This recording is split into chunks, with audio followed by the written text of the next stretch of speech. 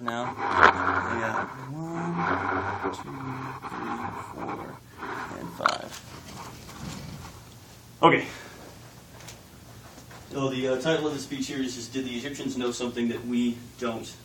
And so here I am in the Giza Plateau in January of this year. I had an opportunity to travel down and see the Great Pyramids. I've been interested in pretty much the pyramids and how they were built and everything since I heard about them, ever since I was a little kid.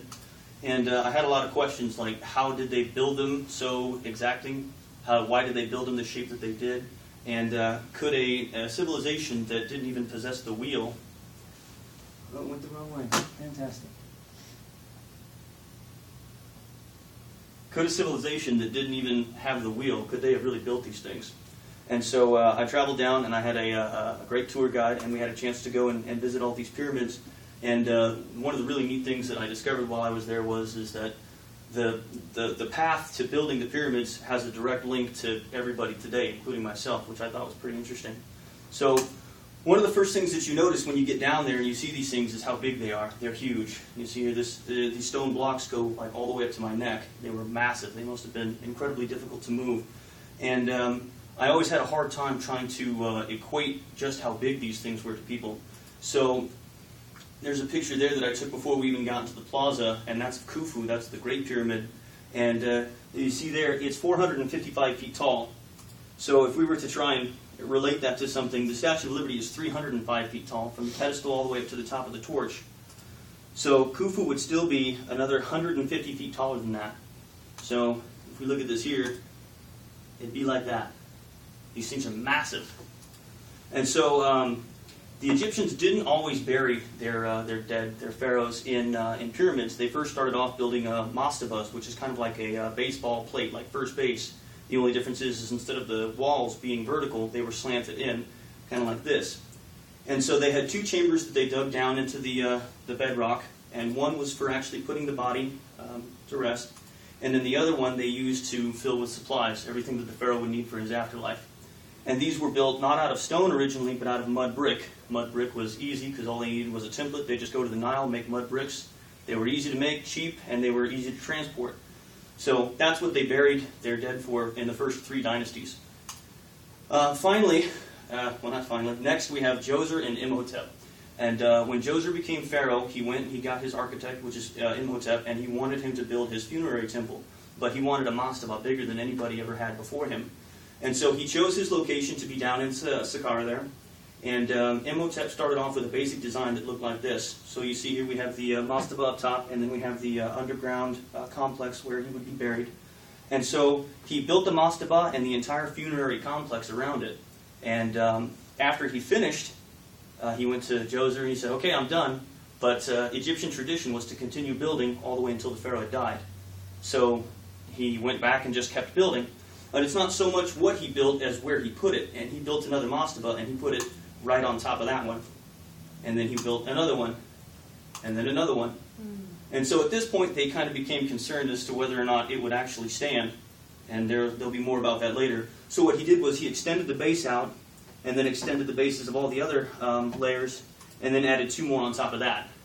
So this is how we get the first step pyramid. And this is what the step pyramid looks like today, roughly, or 10 months ago when I was there. And so they built the first, big structure out of stone, but there was a problem. The Egyptians didn't really trust gravity. And there's evidence of that here. In the entrance to the funerary complex, you can see these are the first 40 stone columns ever built. But they didn't think that they would stand on their own, so if you look off to the right side, you can see that there are retaining walls holding them in place, because they didn't think that they would stand on their own. Another reason to believe that they didn't trust gravity was the way that they actually made the walls of the pyramid. They all are layered one against the other like books on a shelf. Because as long as the walls were falling in, they didn't have to worry about them falling over. And that plays an important role later on. So next we have Huni. Huni is the grandson of Djoser. And he chose the location for his pyramid down in a place called Meidum. And so what happened is he got together with his architect, and they came up with a basic plan like this, where there's a central core and there's layers stacked around it. So it would have had a final kind of shape that looked like the step pyramid, but it wasn't built the exact same way. Unfortunately, before Huni could finish his pyramid, he died. And so his son Sneferu became pharaoh, and one of the best ways for a new pharaoh to legitimize his status was to honor the pharaoh that came before him.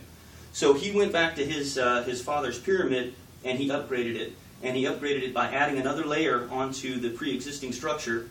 And then he had his team, if you will, fill in all of the steps with packing stones, and it became the first ever true smooth-shaped pyramid. But the problem was while he was making these upgrades, they made a couple of mistakes. The first one is if you look over here at E3, which was enhancement number 3, they didn't build that on solid foundation, on bedrock. What they did was they just put it right on the sand. So the outer casing started to slide away, and because of the way the walls were stacked in, the whole thing slid down and it collapsed. So even ruined, this thing is 213 feet tall, so it's massive. If we look at Point Bell, or the Frank Lloyd Wright Spire that we fly over a couple times a week, it's 125 feet tall. So, I mean, this thing is still 75 feet taller than that in its ruined state. So these things were massive structures. So Hui's pyramid collapsed, which is unfortunate, but he was dead. So no one was really going to come along and fix that. But Sneferu, his son, had an even bigger problem because he started his pyramid down in a place called Dashur. And what happened was he started building his central core much the same way that they were going to build the pyramid at Meidum, but after it collapsed, he panicked. And so what they did was they built an outer bracing layer, and they changed it from 60 degrees to 54 degrees, and then they stopped. They didn't know what to do next. So what they did was they went and did some tests, and they finally made the realization that if you stack blocks one on top of the other, much like a kid stacks blocks, that its center of gravity would be supported by the blocks underneath it, and then they could build a solid structure from there. So they went back to the pyramid, and they finally finished it off by stacking just like that, how you would expect a pyramid to be built, and they completed it off with a much shallower 43-degree angle. And so here's what the bent pyramid looks like today. So that's why it's got that bend, and it looks kind of funky. It's like a Franken pyramid because it's 3 pyramids in one. After that, they built one more pyramid for Sneferu, which he was also not buried in. He had 2 pyramids and wasn't buried in either of them. And this one here is huge, but it's at that shallower 43-degree angle. The ones that you see at Giza are 55 and 56 degrees, so they're much higher grades. And so, in the beginning, I said that when I was in the process of doing all this research and stuff, I discovered that it had a direct link to everyone today, and that is what could we possibly have in common with the Egyptians? And that is mistakes.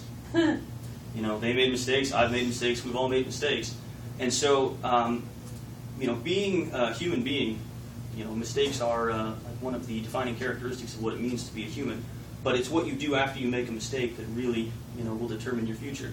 And these guys, they made huge mistakes. I think LiveScience.com, they did an estimate, and they tried to figure out how much it would cost to build a pyramid today, and the estimate that they came up with was in the billions of dollars. So these things were, enormously expensive. They consumed, a ton of materials and resources, and, they didn't stop. After they made mistakes, they kept going, and they finally hit their perfect pyramid. So there you go, and like I said, in all of my researching and everything, there was no evidence whatsoever that aliens built the pyramids unless they came down and helped us make mistakes. So get rid of him. He's out of there. And that's it. Thank you very much. That's good. That's really good. Anybody have any questions or anything? All right, perfect. Thank What you. you're saying is that it could have been aliens. Most probably, yes. Did it stop? I believe it.